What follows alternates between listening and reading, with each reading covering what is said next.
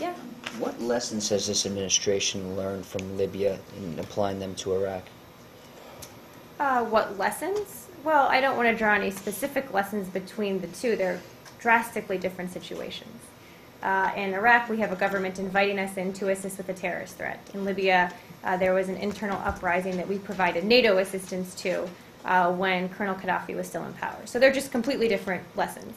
But I will say, broadly speaking, that the President, the Secretary of this administration, takes very seriously any time they consider a decision whether to use U.S. military assets someplace, how to best use them, how to best protect our people, and how we can most effectively bring our unique capabilities to bear on any given challenge in any given place.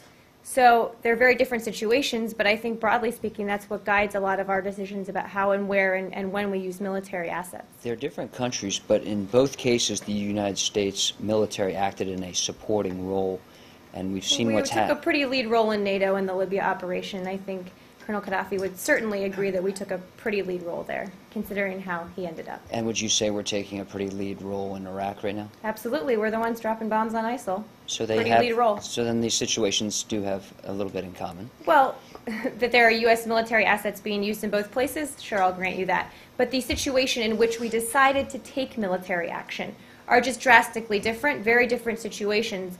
Iraq, you have a central government that has invited us in to help fight a terrorist threat. In Libya, you had an uprising fighting against a brutal dictator. There was a humanitarian situation that we wanted to help prevent. It was a humanitarian crisis that we wanted to help prevent when he was moving forces. So, again, very different situation. Anything else? Do you have anything to say about the Russian convoys, the humanitarian convoys into Ukraine? Yes. So, we understand that talks are ongoing for Russia to facilitate the delivery of aid to the Ukrainian border. All parties are coordinating this effort with the ICRC. We're watching right now. I think there's still a couple days from actually getting to the border. We don't know what's in the trucks. Clearly, we have some concerns. But what I want to underscore is that nothing can happen without the permission of the Ukrainian government, that they have the final say on the modalities around this delivery. So any assistance delivered through Russia must, as I said yesterday, pass appropriate customs clearances, be placed under ICRC control as agreed by the parties entering Ukraine.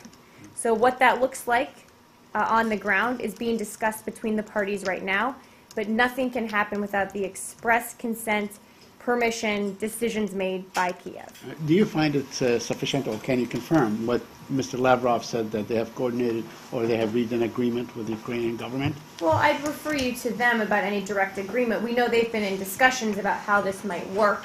But again, the fundamentals of what I said yesterday still hold, that the Ukrainian government has made clear its requirements.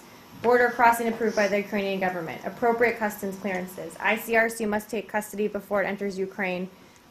All of those things still remain in place. I think we have a little bit of time before they get to the border, so those discussions will be ongoing, and we will certainly be watching.